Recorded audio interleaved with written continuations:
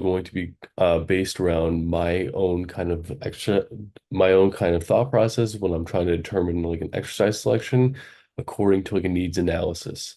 So my needs analysis essentially require is based around my is essentially based around my ability to kind of build up the tissue capacity within my shoulder and within the surrounding muscles and joints associated with my shoulder because I have been getting a little bit of shoulder pain.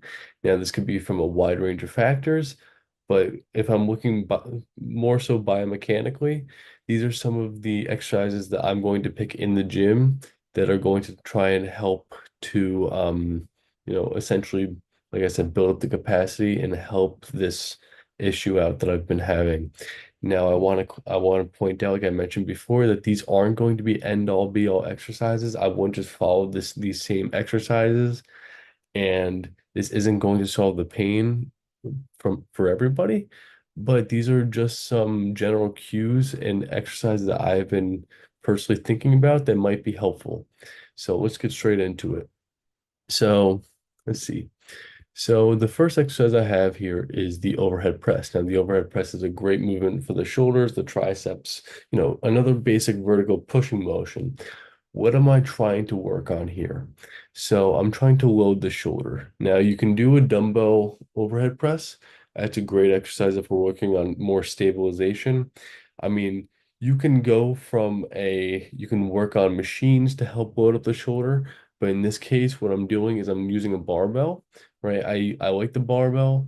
It also gives me it's a little bit more specific towards what I want to do. Now, when I talk about specificity, I'm looking at more towards improving my overhead range, and I am trying to work on the barbell lifts. When we're in the gym, again, we're trying to work on building up just general physical capacity. But with the overhead press here, what I'm working on is just the overhead press movement itself, because I also like to do that. Also, I'm working on what we call scapular thoracic rhythm. Now, what does this mean? This is kind of going with the next bullet point of force coupling between the mid and lower trapezius to kind of stabilize the shoulder. So it sounds like a mouthful, but let me give you just a little bit of a concept that goes with it. If you look over here where my cursor is on the bottom left corner of this page, what you see a couple of different figures, but mostly what's going on here is we have an individual who is going through shoulder flexion and shoulder extension. And what you can see is the scapula is starting to upwardly rotate with the help of the serratus anterior, which is kind of a muscle, like a fan-shaped muscle that originates and inserts like right around ribs 1 through 9. And we have the mid and lower trapezius there.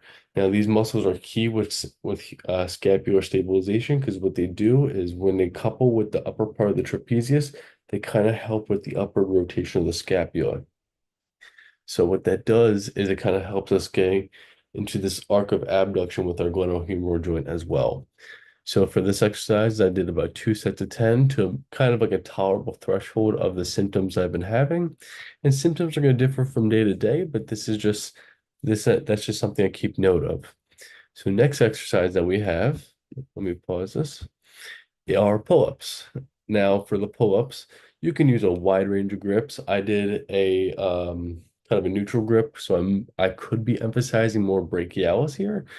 But what are the goals here? Very similar to the overhead press, I'm trying to work on that scapular, thoracic, and glenohumeral rhythm. So basically trying to work on upward rotation of the scapula. I'm also working on loading the latissimus dorsi and the biceps. So the lats basically they are a muscle that kind of originate at the thoracolumbar fascia, kind of go up midway up the spine, and they insert onto what we call like the bicipital groove. A good way to remember that is we have the lat between two majors. If we look at the humerus, we have the bicipital groove like right here, and we have the pec major, the teres major, and then the lat. The lat kind of sits in between those. So what it does is it actually helps to adduct the arm, meaning bring it closer to the midline, internally rotate, and then extend. The biceps here, what we're doing is the biceps, one of the heads of the biceps originates on the coracoid process of the scapula and the infraglenoid tubercle. So what they do is they help to flex the arm and then also flex the shoulder. So what does this have to do with the scapula? Training all these different kind of muscles that attach to the scapula might help out with the scapular stabilization that we may need. So that's what I am trying to accomplish with pull-ups. Next up, what we have are weighted dips. Now, I love weighted dips, and I will tell you some of the reasons why. So I've actually talked or seen a couple physical therapists demonstrating this exercise, and some of the pointers that they have showcased, I've been really enjoying them and some other chiropractors online. Um, these are a few of the reasons why I've been really enjoying them. One of them being from like a Prescript with Dr. Jordan Shallow.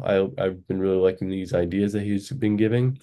With weighted dips, what we're working on here is trying to keep your shoulders away from your ears. So what we have is we have, let's say, the spine and we have the scapula.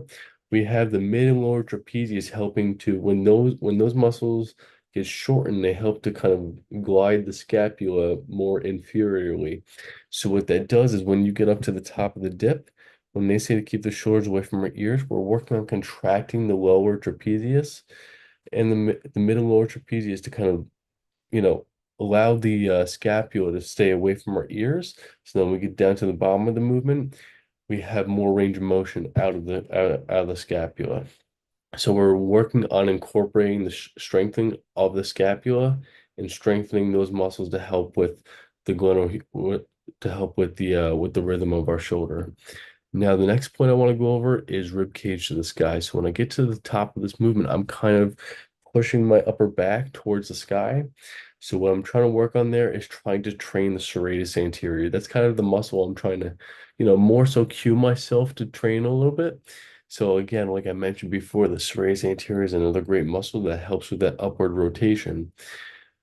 Another key point here that I want to emphasize is I am working the triceps through what we call shoulder extension.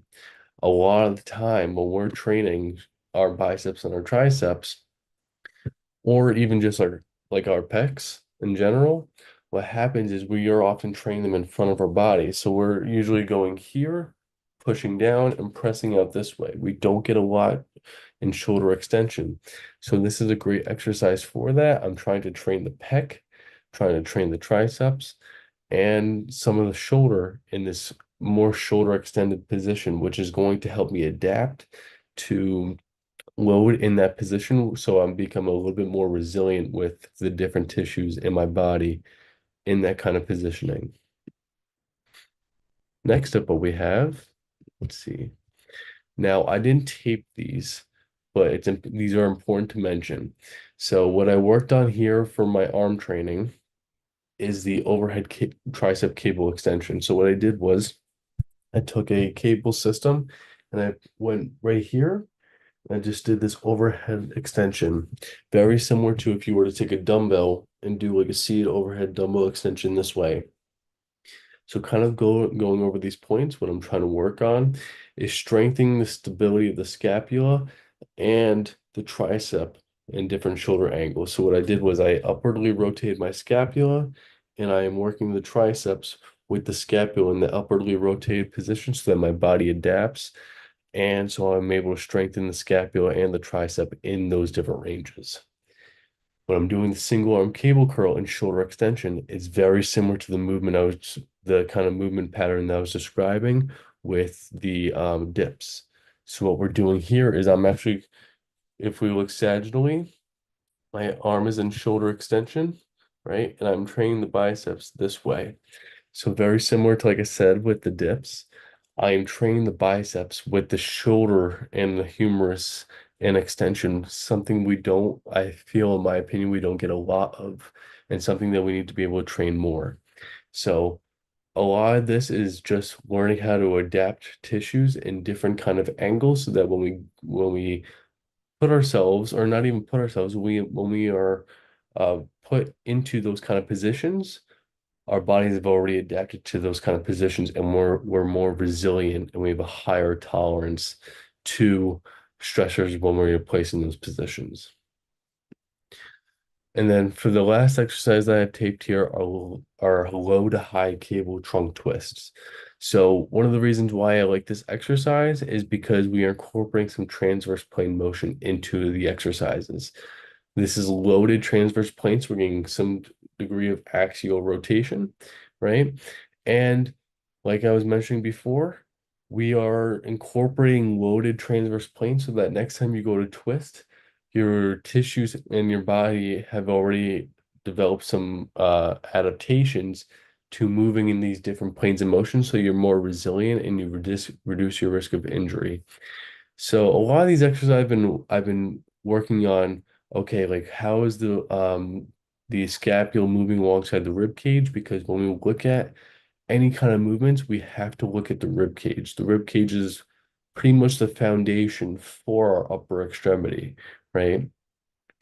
When we are looking at everything, we need to be able to look at all these kind of muscles so that we need to see what kind of influence that they have on the joint itself so that we're able to kind of program around this.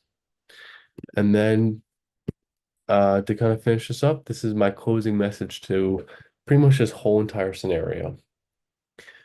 My goal that I want to introduce to myself, but also introduce to everybody else out there, is to have a little bit more of an effective thought process when we are building a program. And having a reasoning behind your exercises is it gets very easy to just throw a bunch of exercises out on a spreadsheet or um like a PDF or a document. I've definitely been guilty of that, but I'm developing and I encourage you everybody else to develop this. Have a reasoning behind your exercises because when you do this, it makes your programming that much more effective and it's going to help develop your own clinical or own reasoning behind why you chose something.